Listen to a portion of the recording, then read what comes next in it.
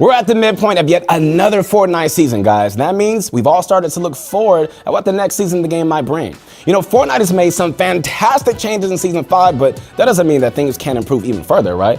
Bunch of Crunch Army, check it out. All right, today's video, we're gonna be taking a look at some of the worst elements of Fortnite in Season 5 and how we think they could be improved as we move into Season 6 later this year. Hey, I just wanna inspire you guys right now. Bunch of Crunch Army, I'm so proud of you because you're still here and you're still going after your dreams, all right? Enjoy this video. I'll see you soon. In this video, we've used some incredible clips from some of your favorite pro players. We've given them credit on screen, and links to their channels are in the description, so go ahead and check them out.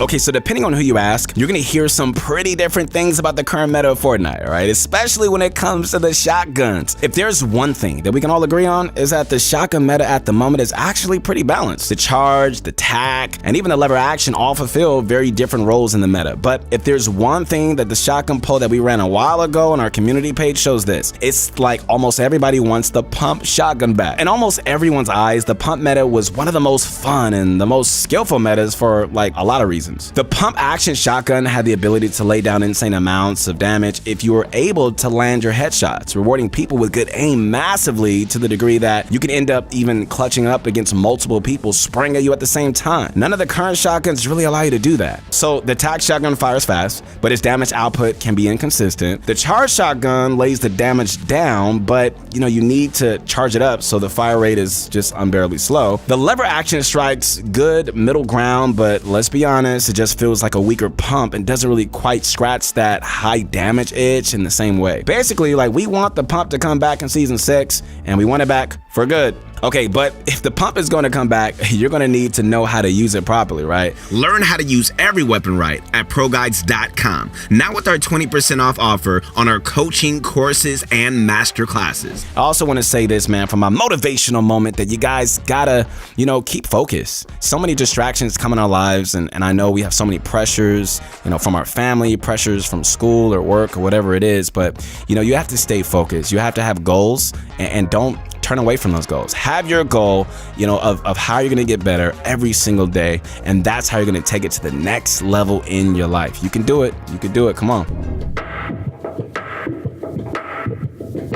So one of the major things that has really kept the Fortnite competitive scene from actually improving and really grown over the past year that I feel is the lack of solid communication between Epic Games and their player base. There was a time, man, where Epic seemed to be like super approachable, and a time that we would actually get good patch notes. Remember that? With each and every patch the game received. So those days are long gone. In fact, sometimes it feels like Epic doesn't listen to their fan base at all. Let's take Siphon, for example. When Siphon was added to, every mode, it felt like almost every single player who touched the game loved it. It made games more aggressive, better paced, and you didn't have to spend as much of the match just farming because you just get mats on elimination. But then, out of nowhere, Epic Games decided to remove it. So according to them, it was because fewer people were returning to play the game, but if the public outcry from the fans was anything to go by, Epic had definitely made a mistake. It's not just removing things from the game either. Like, we're constantly bombarded with different bugs and issues, and we aren't always given a completely clear reason as to why certain things are happening the way they are. Most players agree that with just a few couple of changes, the game could be hitting the maximum potential that we all know it can reach. But without Epic Games listening to us and telling us everything that's what's up,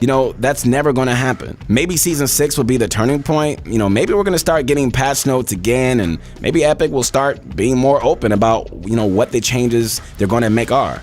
But we're not really holding our breath.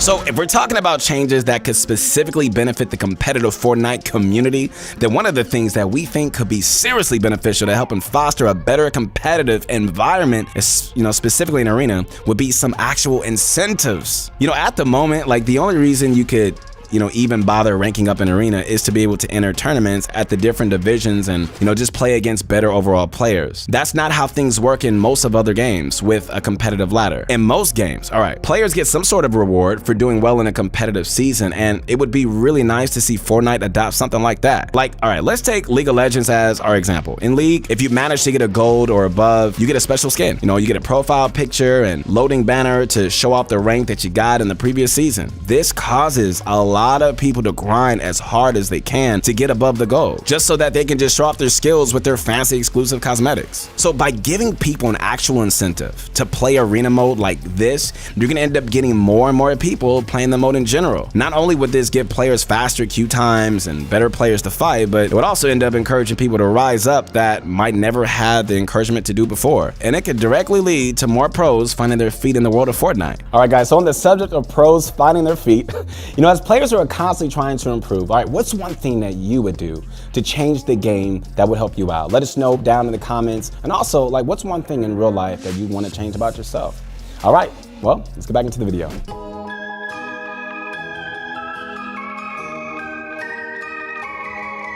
Okay, so talking about ranked rewards, another thing that we should probably mention are prize pools at the highest level of Fortnite competitive. So it's no secret, guys, that the recent changes to the ways prize pools work in competitive Fortnite have met some mixed reactions and have caused some serious shifts among top organizations that have played in the game. Orgs like TSM and Cloud9 have either completely just left the game or are slowly starting to minimize their presence in the scene just because the smaller prize pools aren't looking quite as appealing to their bottom line. It feels like the prize pool has just dropped every single season since Chapter 2 began, and the biggest drop has definitely happened over the course of Season 5. It's not just about the amount of money that players have the ability to win, it's also about the number of players that are eligible to win it. For example, the Trio Cash Cups went from the top 75 trios in NAE walking away with cash to the top 25, and where the FNCS is concerned, the prize pools are now only available for grand finalists. These massive changes may cause many players to become demotivated and in some cases quit the scene entirely. So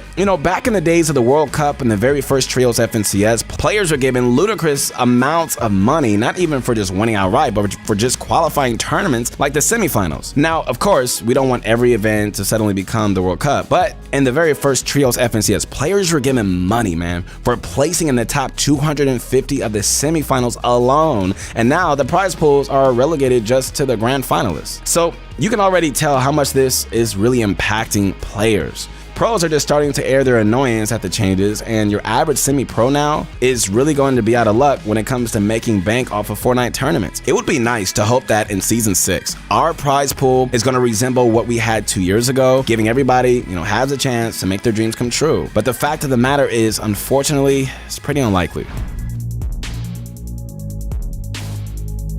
Ever since Fortnite first dropped into our PCs and consoles, the only thing that has really differentiated the weapons that you use is the rarity of each gun. But if the leakers are to be believed, as early as Season 6, that might be changing forever. Apparently, long at last, weapon and vehicle attachments will be added to Fortnite, and honestly, we cannot wait. So each and every season that Fortnite gets drastically changes the game in some way. Sometimes it's massive changes to the map, like say a flood or a big 0-point desert. Other times, it's the introduction of new mechanics like bounties or fishing. None of the changes is really messed up with the core that Fortnite has, but that might be about to change if attachments get added to the game. So the leaked items include, here we go, mounted turrets on top of cars, the behavior of cars changing on certain terrain and requiring attachments to work better on something like grass or sand, and even things like swappable scopes and magazines for your weapons with their own separate tier system. So adding this to Fortnite might seem a little bit scary to some players, especially those of us who are in the competitive scene, right? It's going to add, a whole lot of new RNG to the way the game works, but it also means that we could be introduced to a brand new meta, one that we've never experienced before. It would honestly really improve how the game is played and would add a whole load of new possibilities and honestly probably increase the skill ceiling as well. So if wildly popular battle royales like, Warzone and Apex Legends can have weapon attachments, then why can't we? So every season brings its own changes, and these were the ones that we really think need to be made for Season 6. Honestly, guys, if Epic chooses at least one of these changes in Fortnite, we're gonna be pretty happy. Hey, if you guys liked the video, you already know what to do. Subscribe to the channel. Once we hit 1 million subscribers, we're gonna release my story of how I made it to where I'm at today. Hey, if you guys wanna connect with my Instagram, you can at Your Motivation Guy. Keep grinding, and I'll see you soon.